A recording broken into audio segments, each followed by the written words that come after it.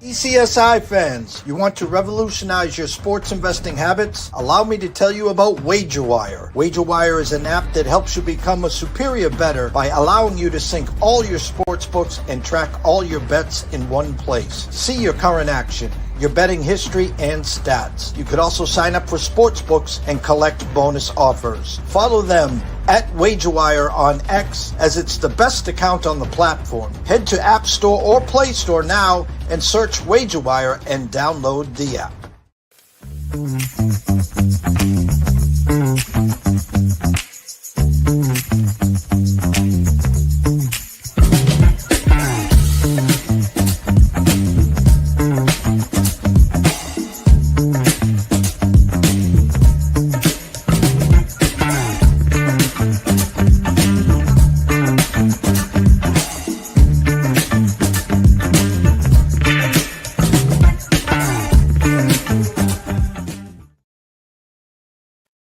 Good morning, sports fans from all around the globe. I am the host, Jeff Dawson, East Coast Sports Investors, and it's that time of the week for the breakfast bankroll. But it's also tea time wagers. We got the final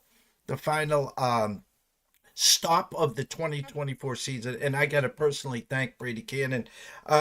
Comes on board, second season. Not only does he say to me, hey, big year, we got Olympics, FedEx Cup, let's roll it through the fall. Let's talk fall golf. And it's been a pleasure to talk golf throughout the fall. And I guess it's winter or close to winter. It is back here on Cape Cod. So we're going to break down the HERO Challenge Tigers event in invitation only.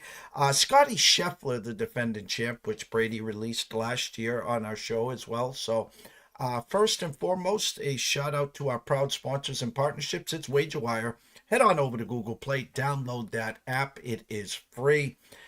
Viva Tequila Seltzer, CT Bets Austin, the team, the family second to none. Their new flavor, Lemon, added to coconut, where the East Coast is cuckoo for coconut this summer, and now up to 6 amazing flavors. Go try one where you purchase and drink your adult beverages. And last but not least, Atlanta Steaks and Seafood. Terry Smith, second to none. Jump on over to Facebook. Introduce yourself while you're there. Head on over to atlantasteaksandseafood.com. Place an order today. Use the promo code STEAKS10. Get 10% off your whole order. Order today. You could be grilling by the weekend. So without further ado, let's bring him in. The one and only Mr. Brady KANNON. Good morning, Mr. Dawson. Good to be with you once again. Yeah, one, I would say, real event remaining in 2024 in the Hero World Challenge. There's a couple of silly season events here for the next few weeks, but this is kind of the last big boy event. It's not a FedEx Cup event or anything like that, no points, but there is $1 million on the line for the winner, a $5 million purse, so that'll get these players' attention. A 20-man field. They're in the Bahamas for, I believe, the 9th year in a row. So Tigers event really starting to take hold as a popular stop for some of the best players in the world before we head into the holidays. And then before we head into the new year and teeing up at the Plantation course at Kapalua to kick off the 2025 season. I always love that. You know, it's cold where you are, where I am, and there they are in Maui and kicking off the golf season. It's a beautiful thing. I'm already excited for that. Well, before we tee off at the HERO Challenge and we start talking about the contestants, the golfers, I kind of snuck it in backstage. The talk of the tour is Tony Finau, and he backed out of this tournament. And last year, I think someone else backed out, and next thing you know, they were in the live. Thoughts on your feelings? You think Tony's going to tiptoe to the tulips into the live tour? Well, you know, it's interesting. I know I want to say, and maybe it's been a lot longer than that. I think it's been out in the news for a year or so, maybe a little longer, a couple years, that he's been dealing with like a lawsuit or something. A former agent of his, I really haven't dived into the story wholeheartedly, but he's had some legal issues for a minute now. and I know he's been dealing with that. And then this, he's kind of been a guy that has had his name thrown around as far as a rumor to head to live for a little while now, and it's never come to fruition. Um, I understand it now, and especially if these legal issues are mounting, maybe this feels like a little bit of an escape. I don't know. But I did see a video. I don't know if you saw this, that his wife recorded. And his wife said, "Yeah, all I need right now is more drama in my life. Everybody shut up. I've got enough going on. I don't need this live garbage." And I kind of believe her. Um, so I have my doubts. It is interesting that he pulls out of this event. And if if we hear that he signs up next week or whatever, then no one's going to be surprised. But like I say, I kind of have my doubts. I think he's got enough going on in his life, and maybe it feels like jumping ship would make things easier. I don't know, but I kind of believe what the wife was saying. Always trust the wife what she wants, right? Happy wife, happy life. So I don't know. Like I say, I have my doubts. There's so much going on in that PGA Tour Live deal right now. Most people expect that in 2026 there will be some sort of merger. It's not going to happen in 2025. Obviously, the schedule's already out, and these two groups still can't find any common ground. But it is believed that 2026 there will be some sort of agreement, arrangement. So I don't know why maybe you're better off waiting at this point. I don't know. I really, we haven't gotten a lot of information. It's just kind of a rumor floating around on social media. And there's been a rumor about Tony before. It seems stronger than ever right now. But I'm betting on the no right now. And I was going through social media yesterday, and someone that I follow put a little mini podcast together. Tony Finau was the headliner jumping to live, and then he mentioned the second name, which the more I thought about it, again, once you reach the peak or the pinnacle, and you're playing the back nine of the PGA, showed some flashes last year, is a major winner, and obviously has enough money to do whatever he wants. He mentioned Adam Scott. What'd you think of that name?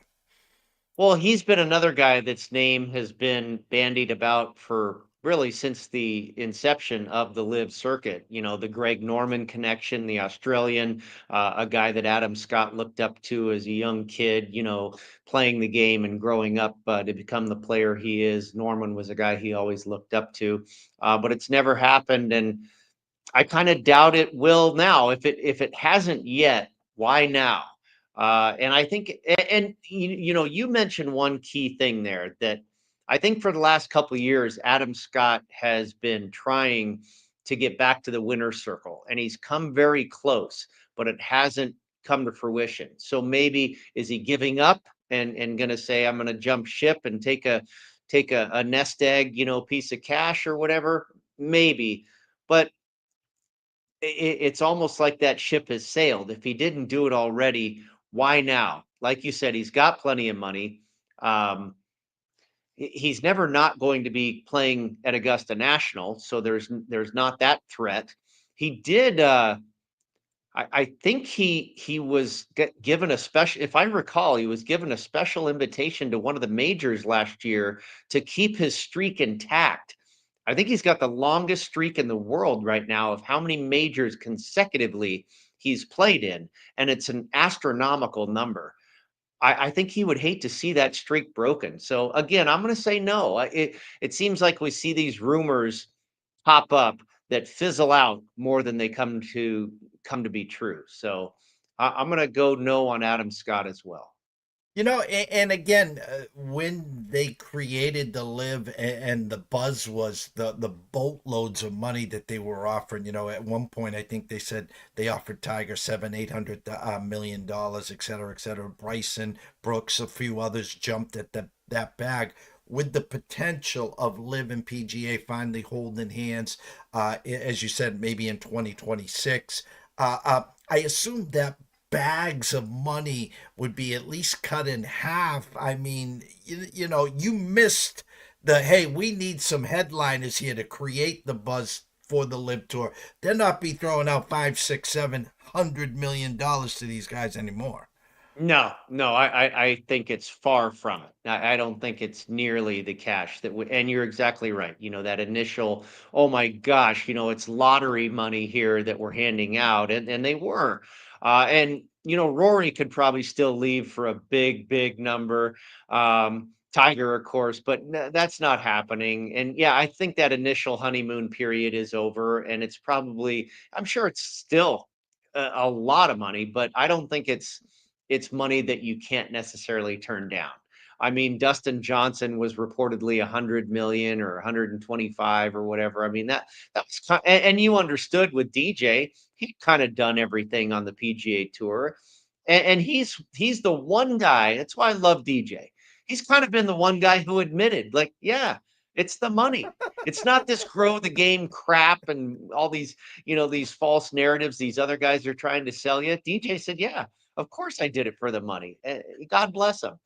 He's the only guy I really miss that went over to the dark side. But maybe the two sides will commingle here in the near future. Hero Challenge Bermuda Tigers event, 20 golfers. When we discuss Augusta, 89 golfers.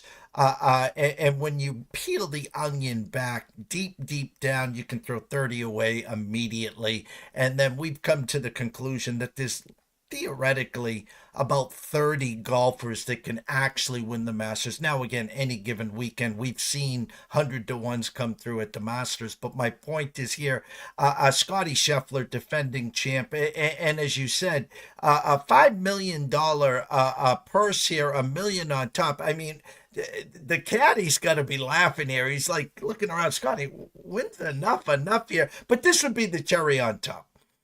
Yeah, yeah, absolutely. I mean, to the year that he had, you know, my son was asking me last night. We were talking about the bet I made on Scheffler.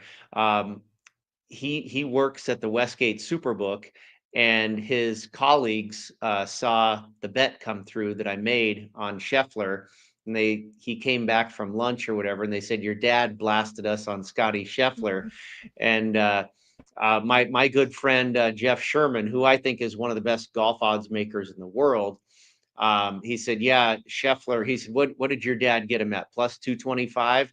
And Jeff said, "Yeah, Scheffler should be minus 225." And so I didn't really necessarily feel that way, and that's probably a little bit jokingly and a little bit of an exaggeration, but I felt good that Sherman, you know, felt that way about the price on Scheffler, and I kind of feel the same way. Jeff, you and I talked about this last year when we landed on Scotty. If I recall, he was 4 to 1, might Mhm. have been plus 425, plus 450, but I think it was 4 to 1 on Scotty in this same tournament last year. And he'd finished runner up twice in a row in the years prior, going into last year. And then, of course, he went on to win it.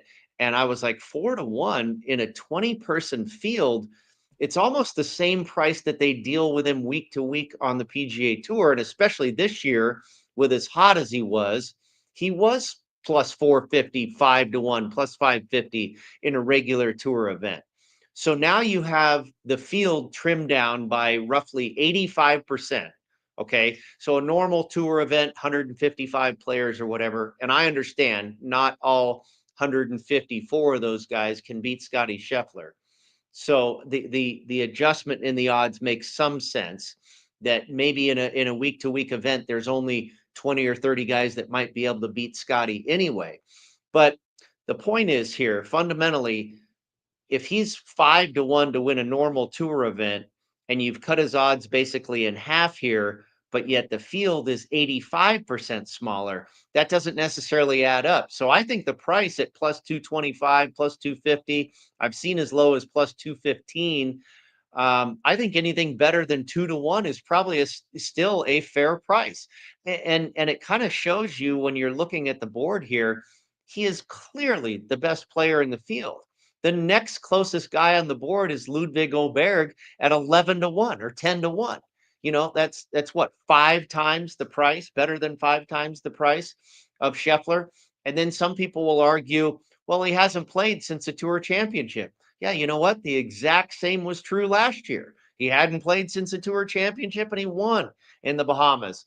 Um, so we'll get into it a little deeper, but uh, it, when you have a situation like this, now the Masters is like you allude to, it's similar, but it's different. This is obviously a casual exhibition type thing, but we also know Scotty. Scotty wants to beat you down no matter what. And the Masters, totally different golf course, totally different environment, totally different pressure. You do have better players in the field. That's the other thing. This 20-person field is not as good as the field was last year when Scotty beat everybody.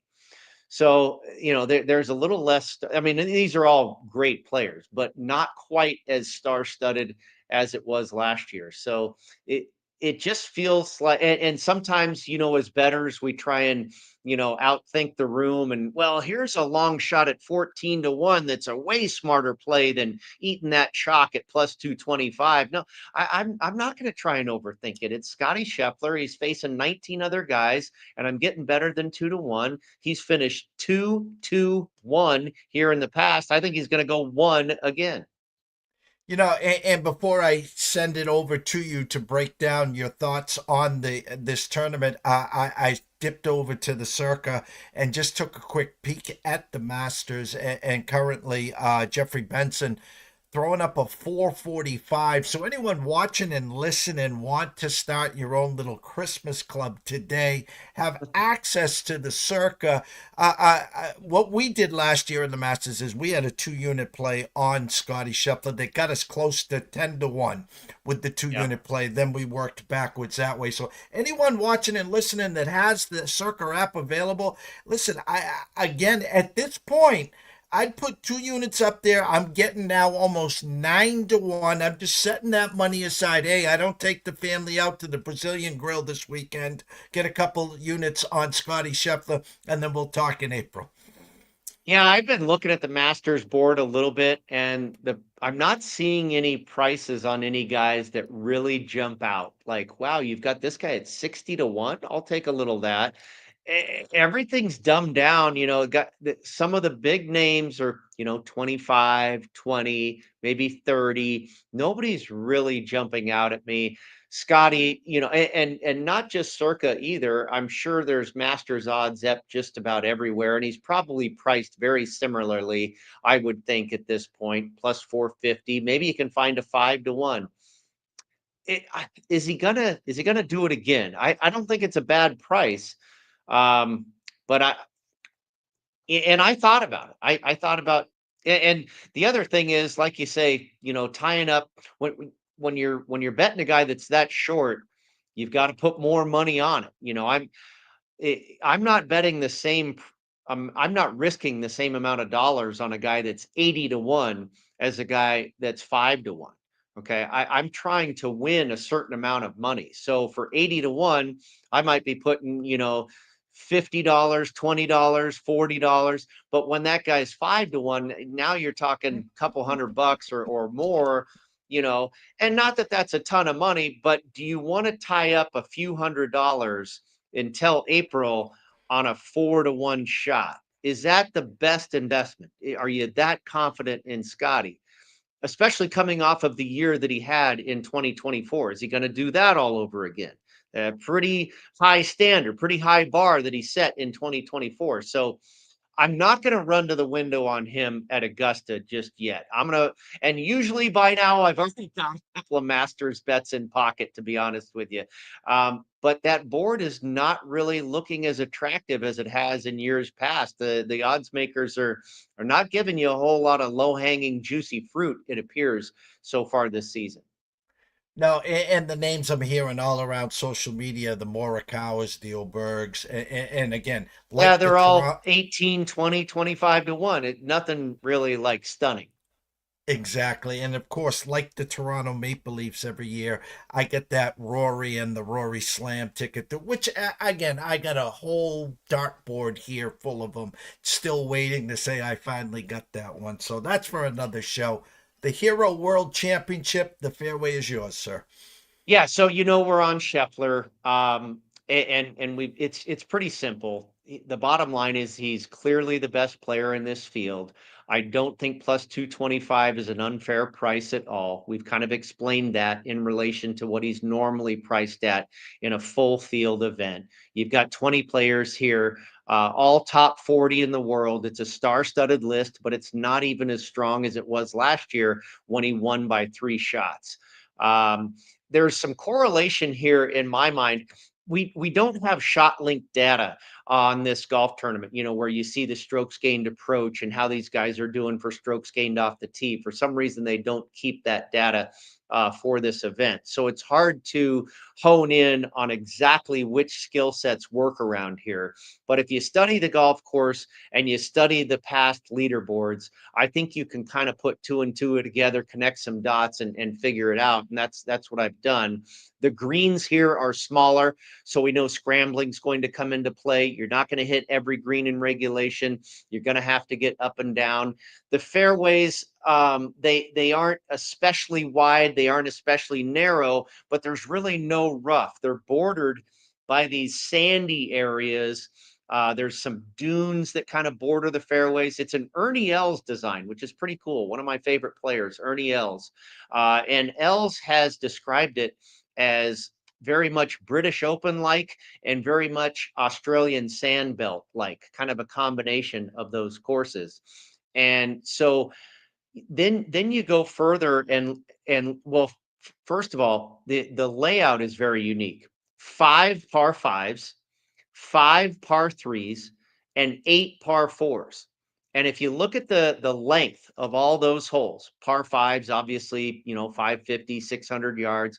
The par 3s all average over 190 yards apiece. And then you've got a handful of par 4s that are pretty long, 450, 470, 500 yards. So the bottom line is you've got, 12, 14, 15 holes that are all going to equate to approach shots that are like 175 to over 200 yards long. So that's another area. Long iron play is going to be key. 175 to over 200-yard approach shots is long. And then you look, one of the things that really jumped out at me is you look at the list of past winners. Scotty Scheffler, 2 years in a row, Victor Hovland, John Rahm, Henrik Stenson, Ricky Fowler, Hideki Matsuyama, Bubba Watson. And I'm like, okay, this screams total driving and ball striking. Victor Hovland, John Rahm, Scotty Scheffler, Henrik Stenson, Hideki Matsuyama, Ricky Fowler. Those guys are absolutely ball striker, total driving type guys. Then you go a little bit further. They've all done very well in the British Open. Like Els said, it's kind of a British Open feel. And then you go a little further and you're like, wow, they've all done extremely well at the Phoenix Open. Scotty's won the Phoenix Open twice. John Rahm has been a machine at the Phoenix Open. He's never won it, but he's got multiple top tens. Ricky Fowler and Hideki Matsuyama have both won the Phoenix Open.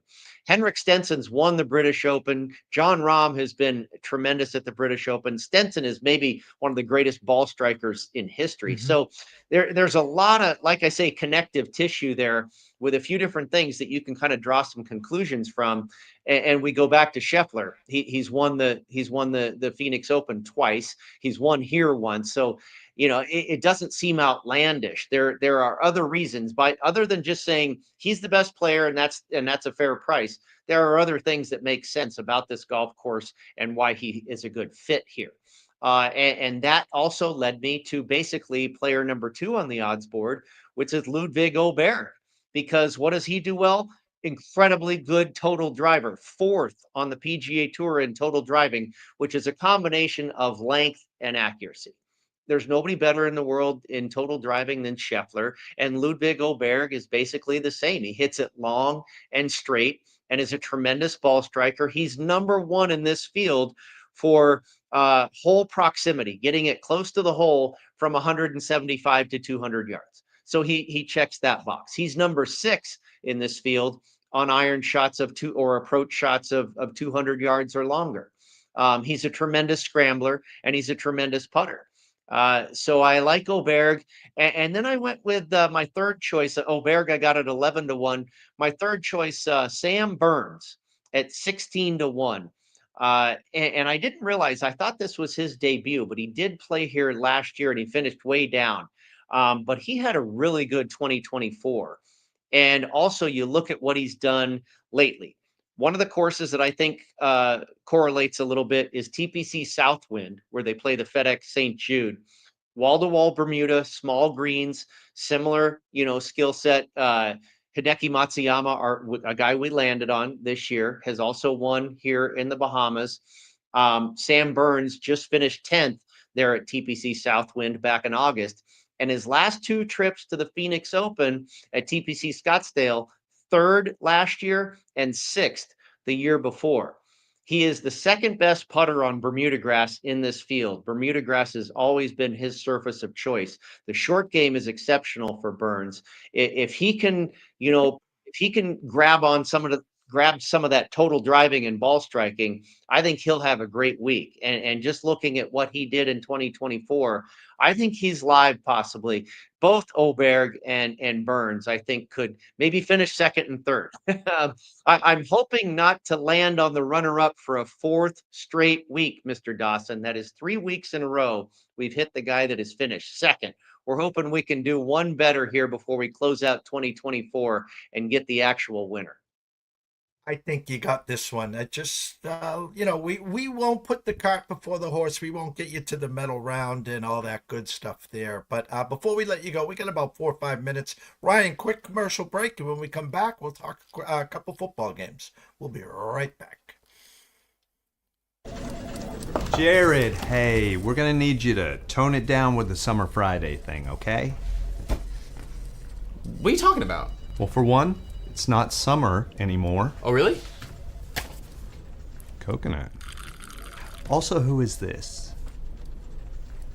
I'm the caddy. Oh, he's my intern. Sorry, intern. I'm his intern. Yeah, he's doing a great job. No golfing in the office, okay? Summer Fridays are over. You can keep the Hawaiian shirt, but the rest of the stuff, all right? Are you grilling? Oh, yeah. Did you want a burger or a hot dog? No, grilling in the office. It's a good point. We should take this outside. No, that don't. You put that right back down. Yo, it's all in the hips. Oh, dude, come on, we gotta go. Let's go.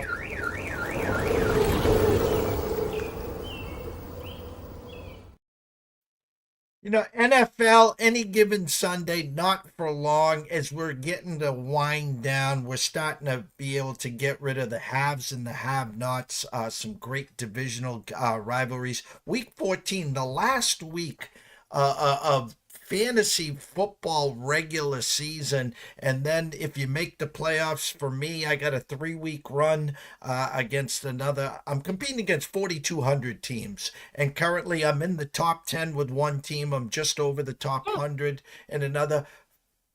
First prize for the overall playoffs is only 250,000. It's just a cool $250,000. Just a little.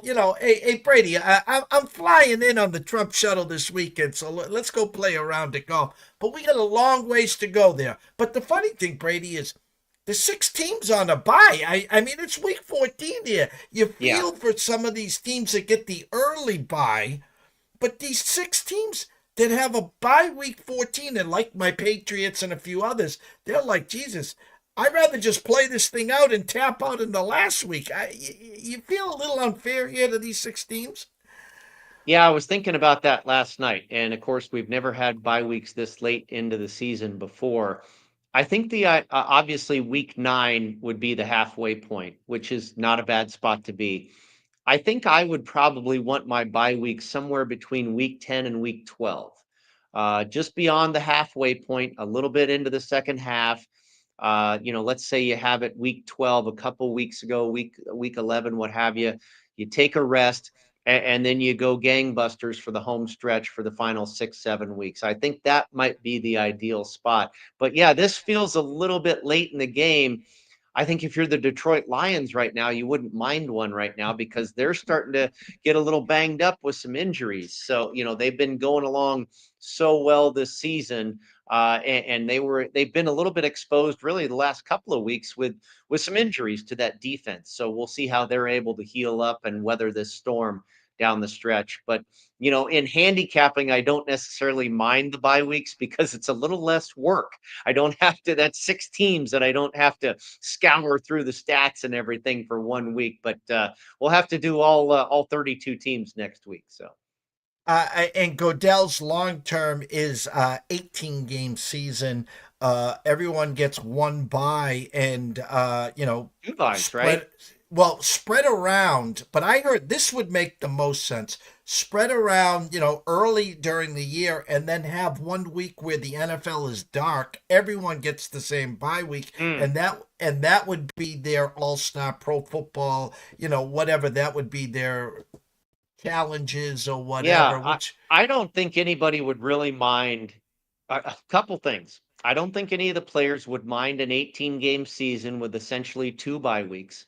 But I also think every player would love to see Thursday night eliminated. I would love to let's get rid of Thursday night. And I know it's nice to start the week with a Thursday night game, but that is really tough on the players. And I don't know if they're ever going to get rid of it, which, they sit here and preach safety, and yet they won't get rid of Thursday night games. Not that the NFL has ever been hypocritical before, but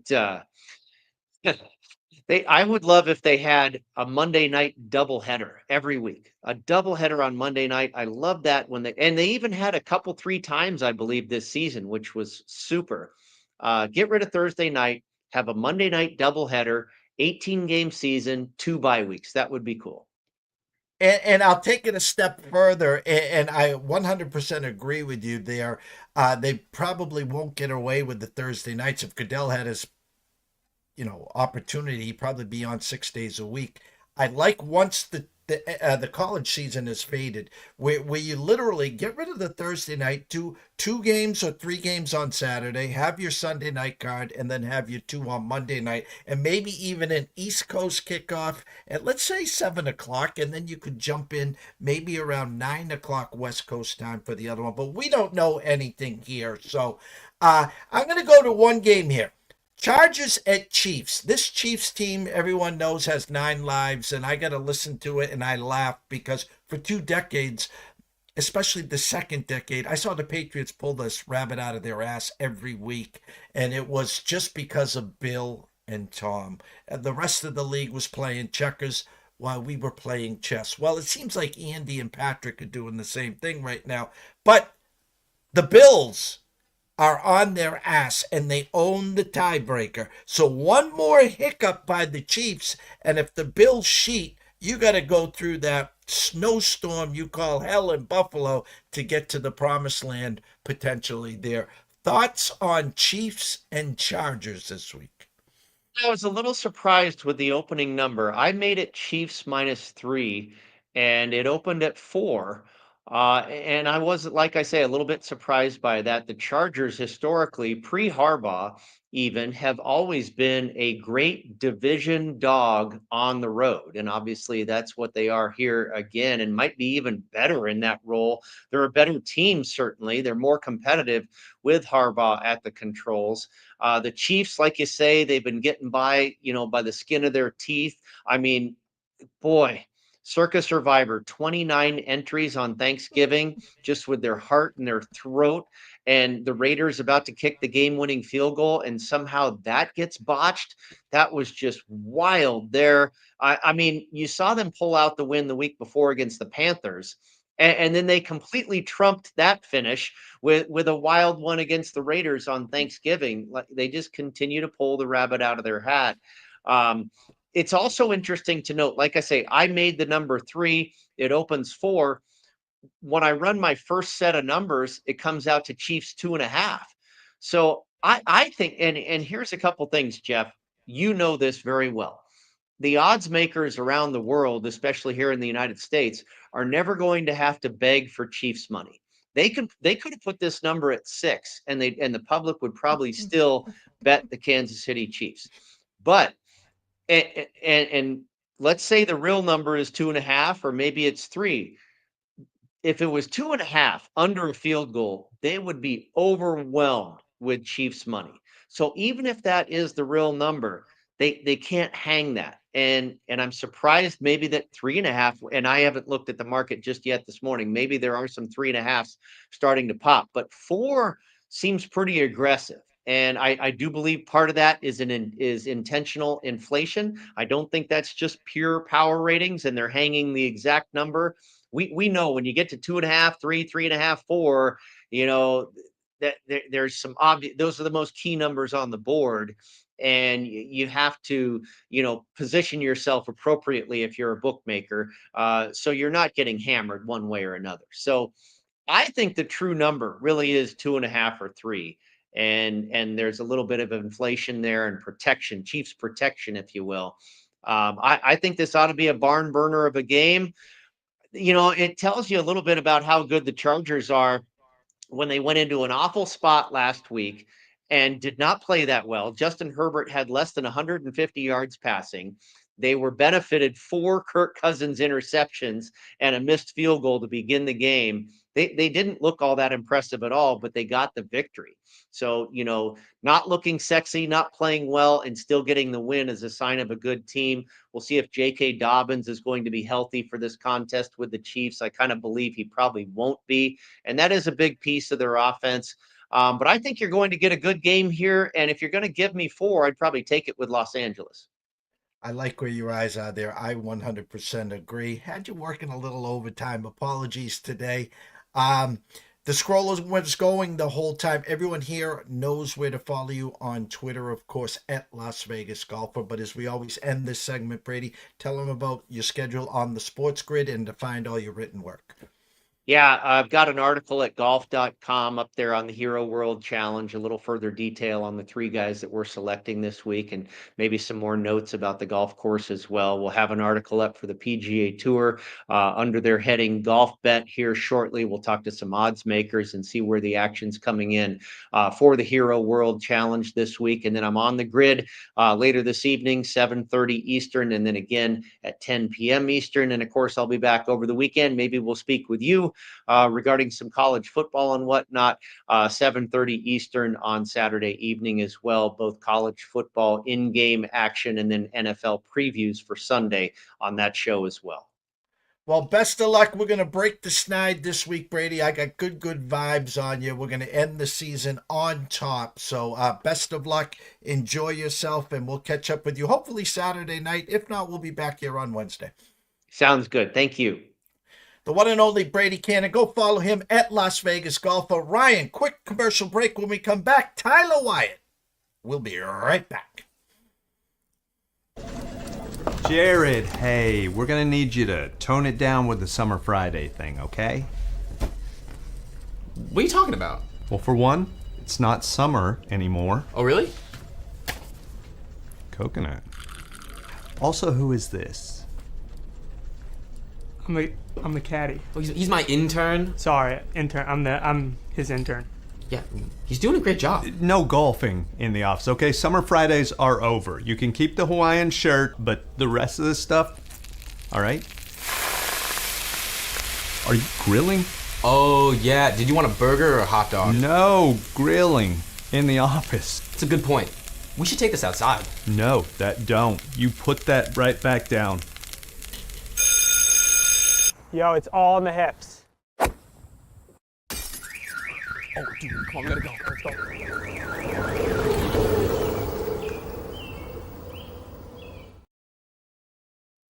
Well, come rain, come shine, good friend and colleague, professional poker player. That's why I love this guy. I just eat, sleep, drink. The brain doesn't stop, and I can bounce crazy stuff off of him. And he's getting ready to crack some aces, but we're still blessed and honored to have him here. And we're going to talk quick hoops. We'll talk about the games this weekend, the potential matchups, and then I'll get him out so we can go win a tournament. The one and only Mr. Tyler WYATT. D. What is up, T? How are you? Hey, good. Live from Cherokee, North Carolina.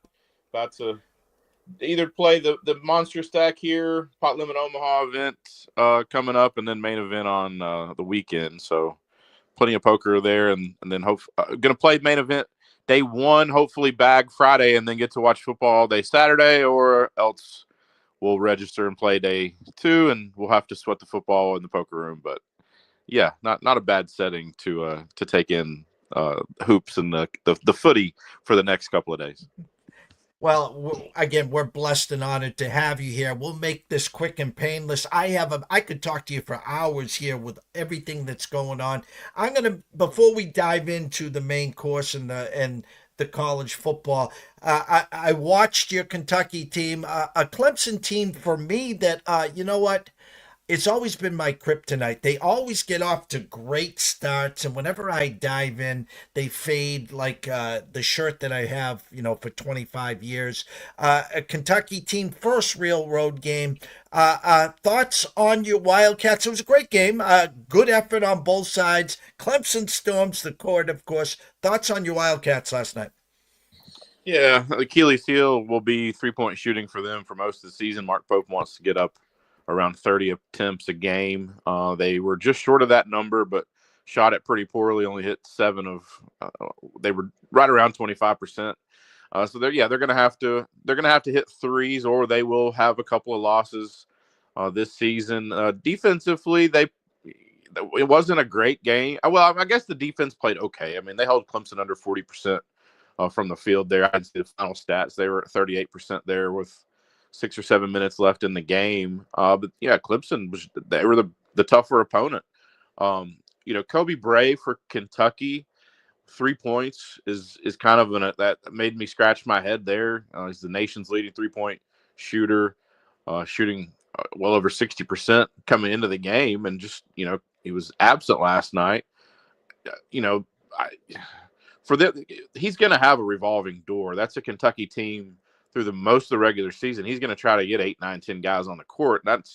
I've not always subscribed to that philosophy. I'm more of a, 8's about the limit I want to see. 7, 8 is a pretty good number for me. So maybe it's, you trim some of the fat away with Chrissa, and, you let those guys play here in the next week or two before you get into, the start of SEC play.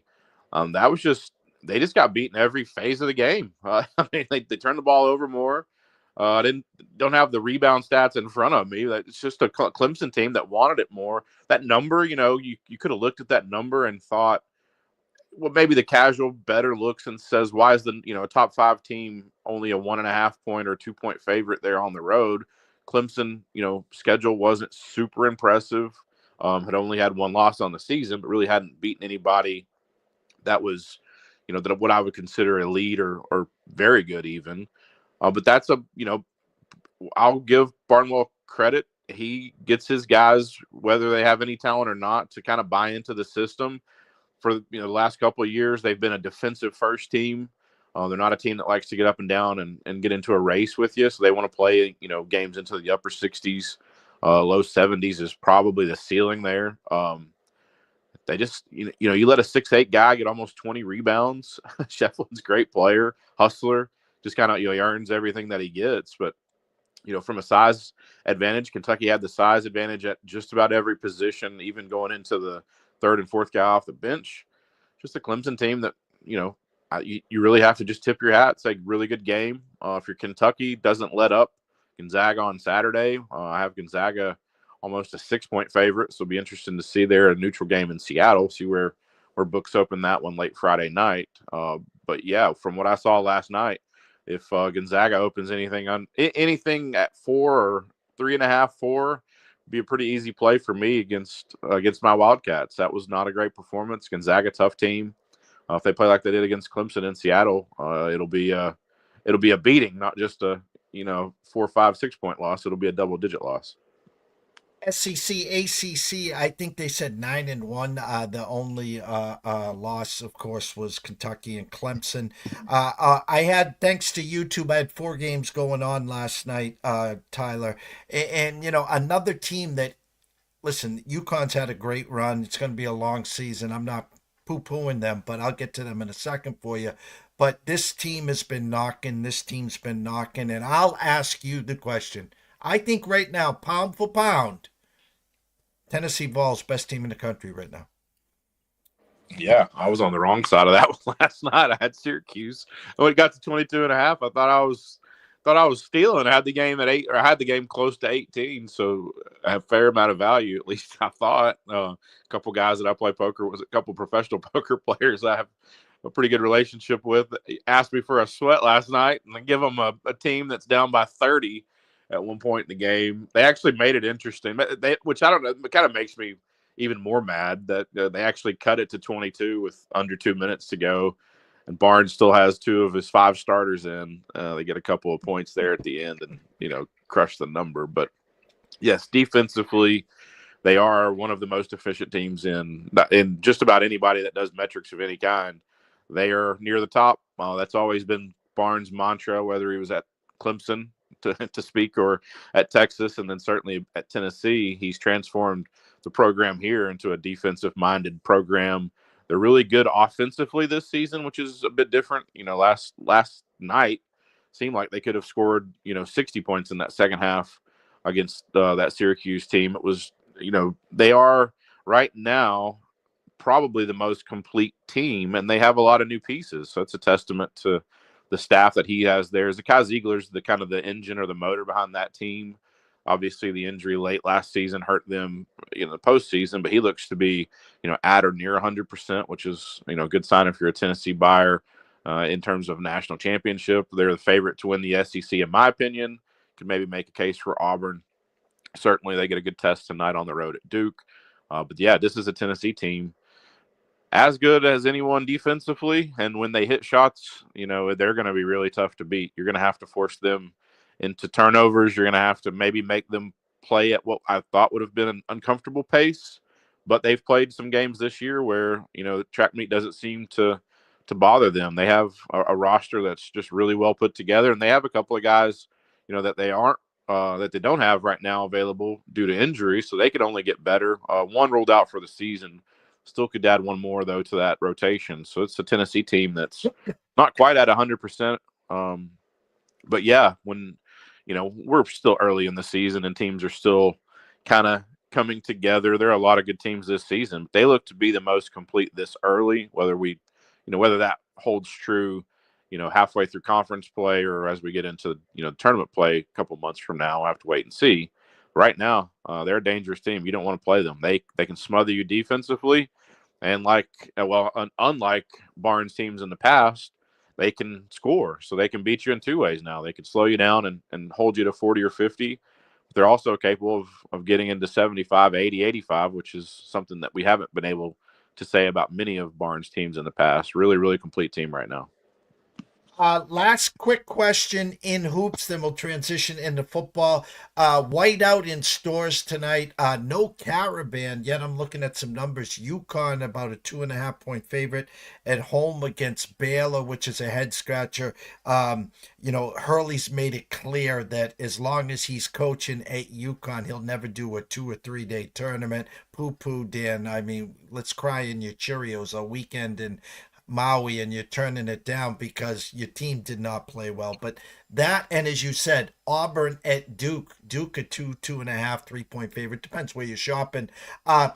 Duke flag, we know all that. Auburn flying high. Plus 330 we gave out, by the way, to win the Maui, other than UConn there. So hats off to us here. Any thoughts? No Caravan, no problem with the Baylor team coming into town. UConn still favored there, or Auburn as a dog going into Cameron tonight?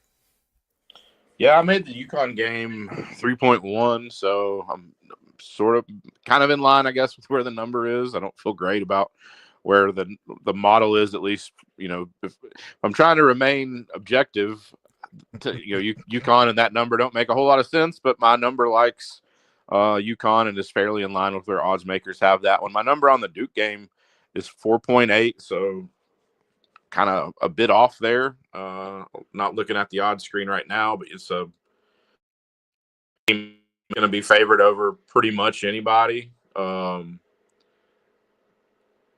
see, I'm actually in the sports book here. Duke 2.5 here at Cherokee. So I'm 2.5 points over market there. I guess I'll go to the ticket window here.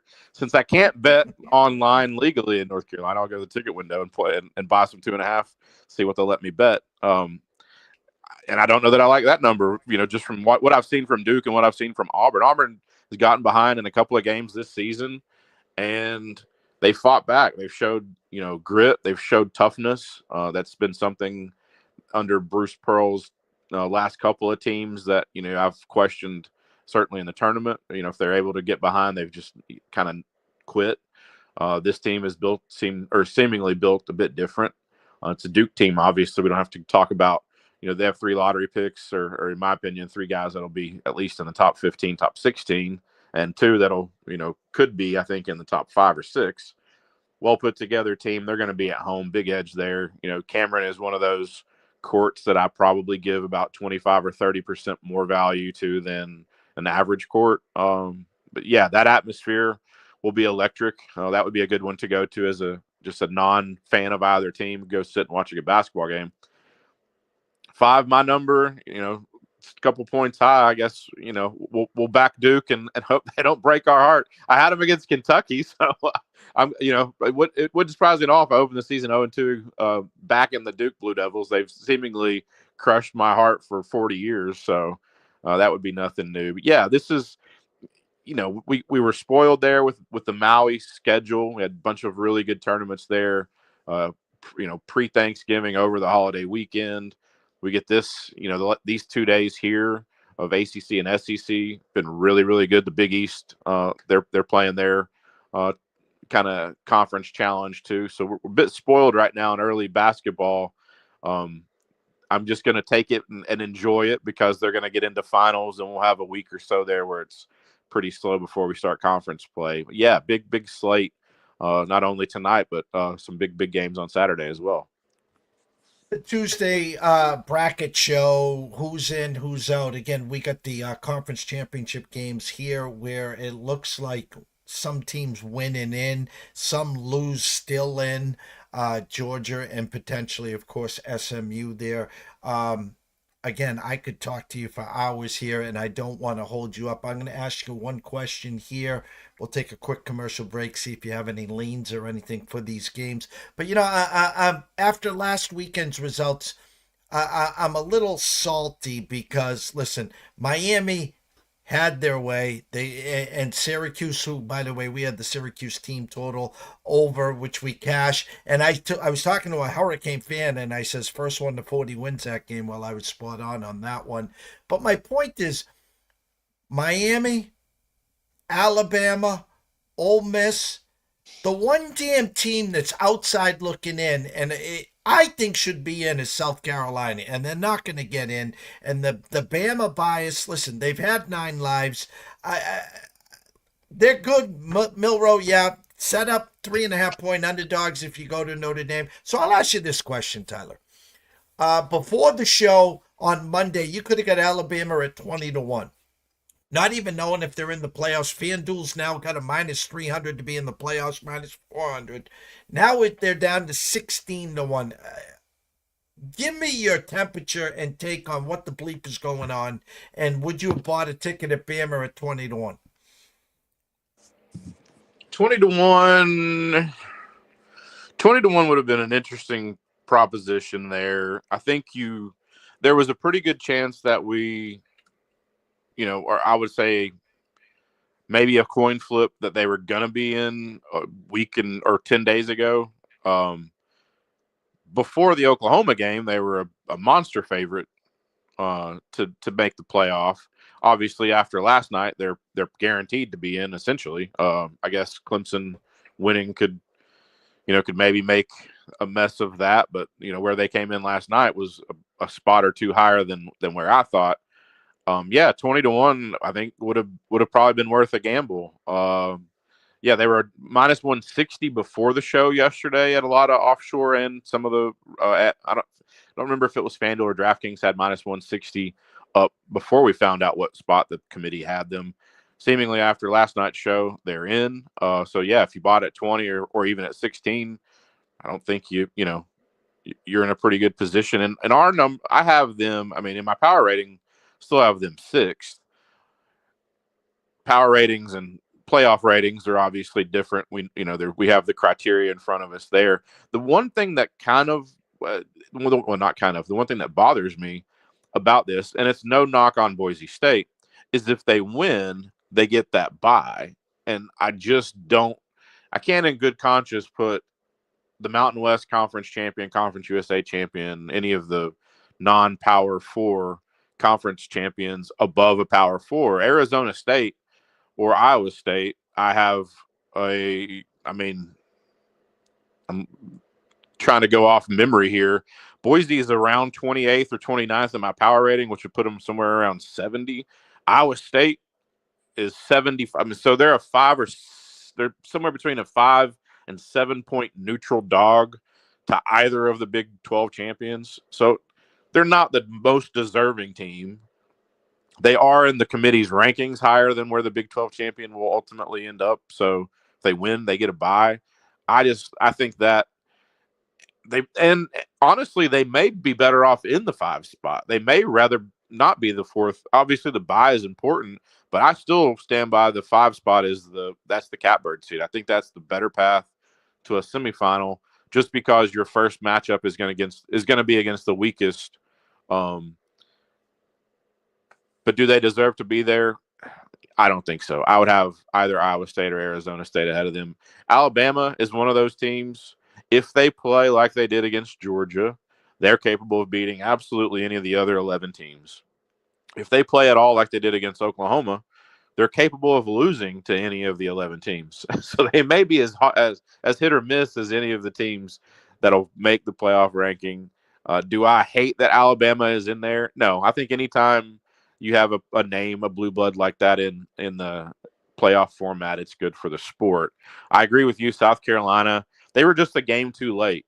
They were just right now, they're probably the most dangerous team.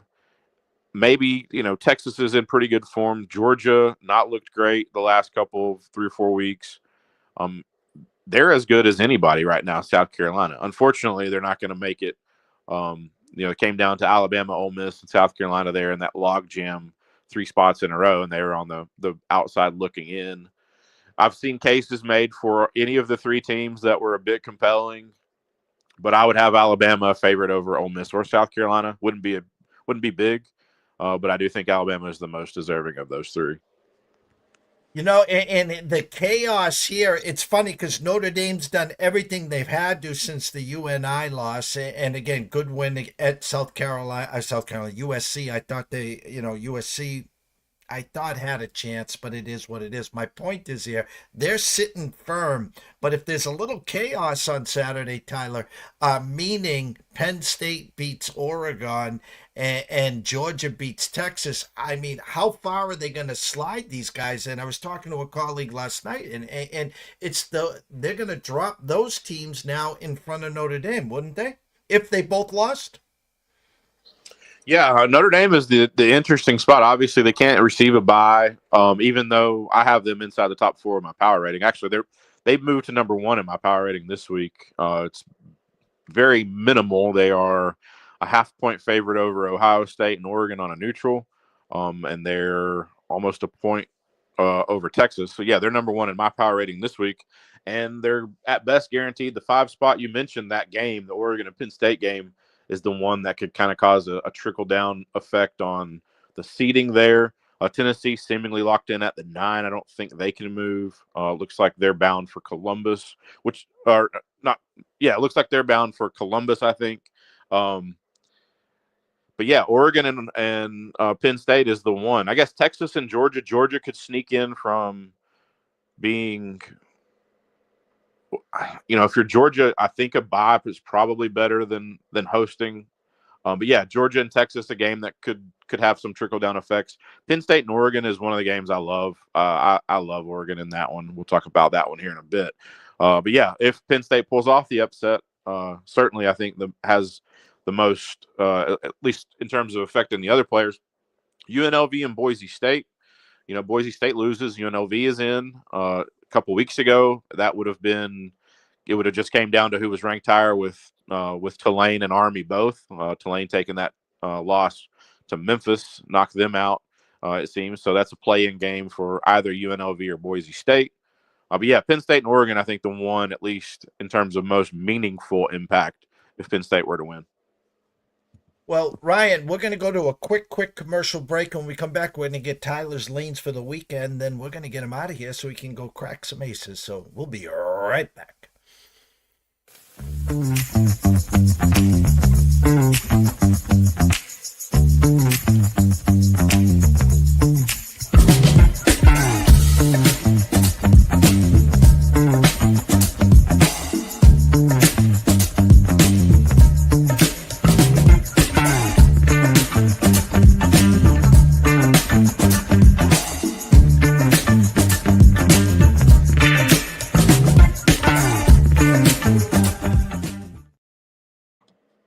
Stage is yours, T.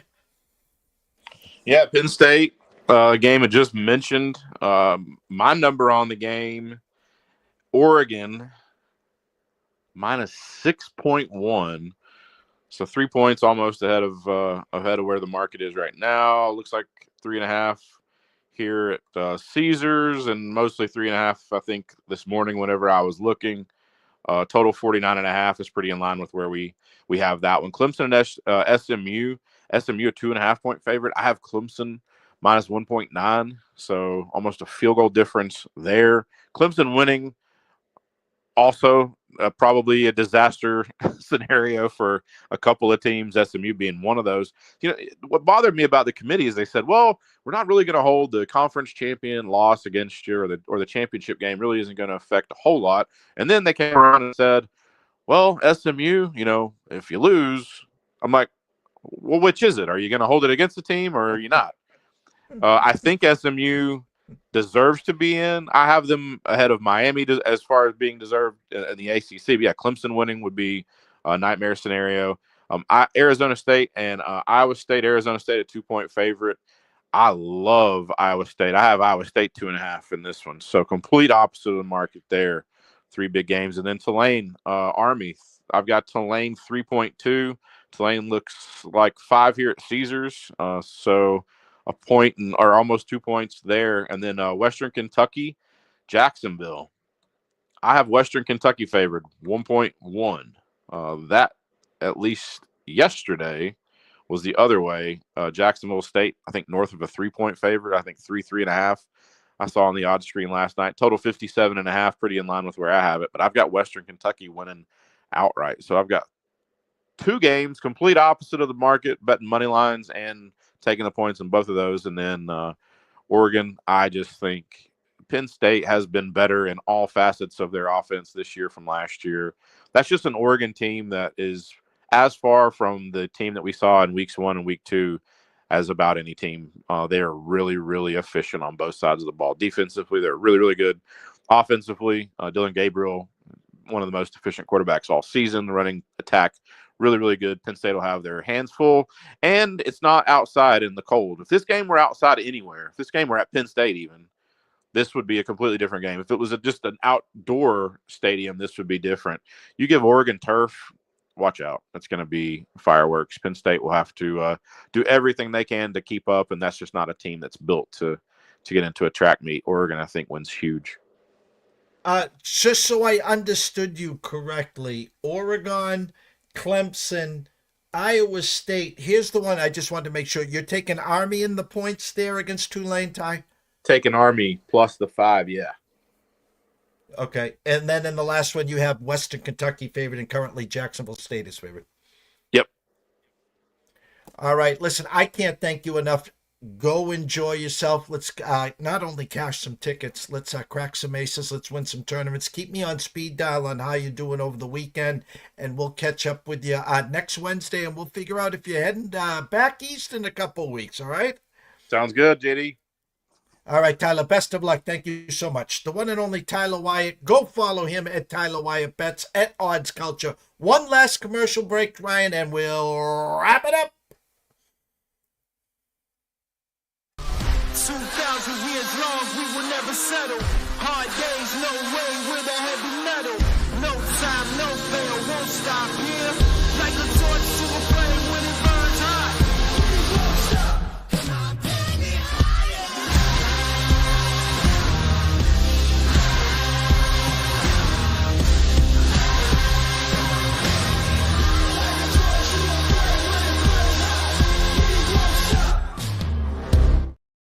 I love my Wednesdays. I tell you, I can talk for hours, and we only usually got 30-35 minutes with each guest. So shout out, of course, to Brady Kannon at Las Vegas Golfer. Go follow him, and of course catch him tonight on the Sports Grid there. And of course Tyler Wyatt at Tyler Wyatt Bets at Odds Culture, the best in the business, cracking the Da Vinci's Code, as I like to say, with his numbers and his rankings. Of course, getting ready to play a live poker tournament in North Carolina. Professional poker player, good friend and colleague. So personal thank you to Mr. Ryan Shanklin.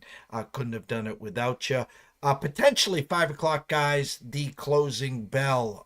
We'll be back with Riley Magnuson. They're a little fly in the ointment, as I might be heading to the Heights. Boston College plays UConn. Could be helping Anthony Pepe engineer that show and that game there. So with everyone here, keep an eye on your time limits. Other than that, enjoy the afternoon, and we will see you soon.